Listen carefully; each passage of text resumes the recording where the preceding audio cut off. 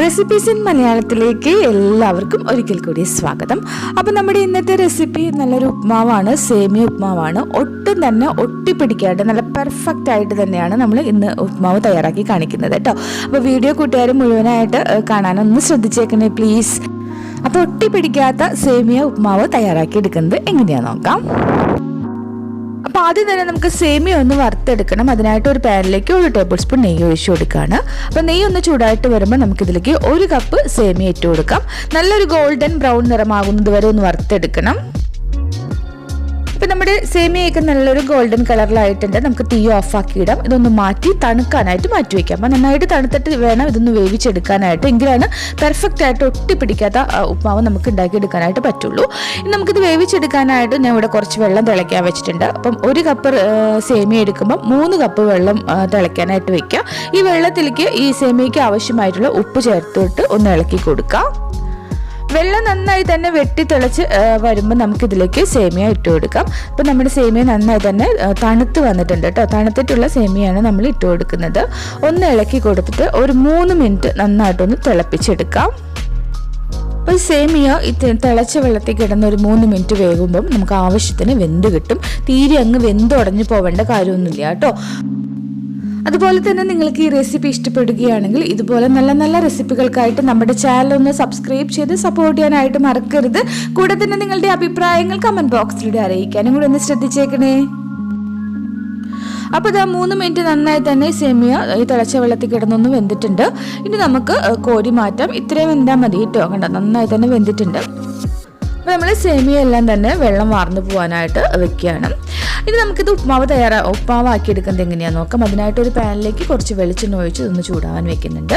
വെളിച്ചെണ്ണ നന്നായിട്ട് ചൂടായ ശേഷം നമുക്കിതിലേക്ക് കുറച്ച് കടുക് ഇട്ട് കൊടുക്കാം. കടുക് നന്നായിട്ട് പൊട്ടിയ ശേഷം നമുക്കിതിലേക്ക് 1 ടീസ്പൂൺ ഉഴുന്നും 1 ടീസ്പൂൺ കടലപ്പരിപ്പും കൂടി ചേർത്ത് കൊടുക്കാം. നമുക്കിതിലേക്ക് ഒരു 2 കറിവേപ്പിൻ്റെ ഇല 2 വറ്റൽമുളകും കൂടി ഇട്ട് നന്നായിട്ടൊന്ന് മൂപ്പിച്ചെടുക്കാം. അപ്പോൾ ഈ കടലപ്പരിപ്പിൻ്റെ ഉഴുന്നിൻ്റെ ഒക്കെ ഒന്ന് കളറ് മാറി വരണം. അപ്പോൾ അത് നന്നായി തന്നെ മൂത്ത് വന്നിട്ടുണ്ട്. ഞാനിതിലേക്ക് 1 ഇഞ്ച് വലുപ്പത്തിലുള്ള ഇഞ്ചി ഒന്ന് ഗ്രേറ്റ് ചെയ്ത് ചേർത്ത് ഒന്ന് ഇളക്കി കൊടുക്കുകയാണ്. ഇതിൻ്റെ കൂടെ തന്നെ ഒരു 2 ടേബിൾ സ്പൂൺ സവാള പൊടിയായിട്ട് അരിഞ്ഞത് ചേർത്ത് കൊടുക്കുന്നുണ്ട്. ഇനി നമുക്കിതിലേക്ക് ഒരു 2 പച്ചമുളക് പൊടിയായിട്ട് അരിഞ്ഞതും കൂടി ചേർത്ത് നന്നായിട്ടൊന്ന് വഴറ്റിയെടുക്കാം. ഈ സവാളയൊക്കെ ഒന്ന് ട്രാൻസ്പെറൻ്റ് ആയിട്ട് ഇഞ്ചിയുടെ പച്ചക്കുത്ത് മണമൊക്കെ ഒന്ന് പോയി വരുമ്പോൾ നമുക്കിതിലേക്ക് ക്യാരറ്റ് ചേർത്ത് കൊടുക്കാം. ഇപ്പം ഞാനിവിടെ ഒരു ചെറിയ പീസ് ക്യാരറ്റാണ് എടുത്തിട്ടുള്ളത്. ഇതുപോലെ ഗ്രേറ്റ് ചെയ്ത് ഇട്ട് കൊടുക്കുകയാണ്. ഇതിൻ്റെ കൂടെ തന്നെ നമുക്ക് ഇഷ്ടമുള്ള വെജിറ്റബിൾസ് ആഡ് ചെയ്യാം. ഞാനിവിടെ കുറച്ച് ഗ്രീൻ പീസ് എടുത്തിട്ടുണ്ട്. ഈ ഗ്രീൻ പീസ് വേവിച്ച ഗ്രീൻ പീസാണ് ഞാൻ ഇട്ടിട്ടുള്ളത് കേട്ടോ.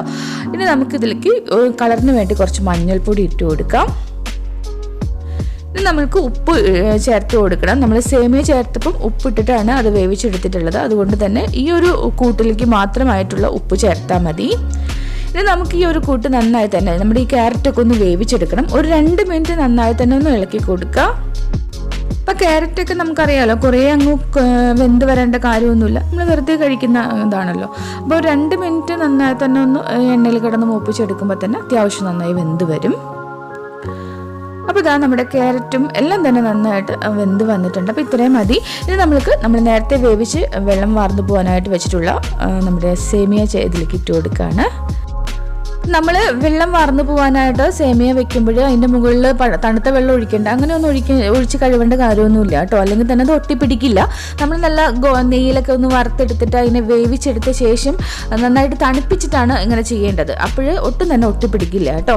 സേമിയ ഇട്ടിട്ട് നന്നായിട്ടൊന്ന് ഇളക്കി കൊടുത്ത ശേഷം നമുക്ക് ഉടനെ തന്നെ തീ ഓഫാക്കി ഇടണം. കുറേ സമയം അതിട്ട് വേവിച്ചെടുക്കരുത്.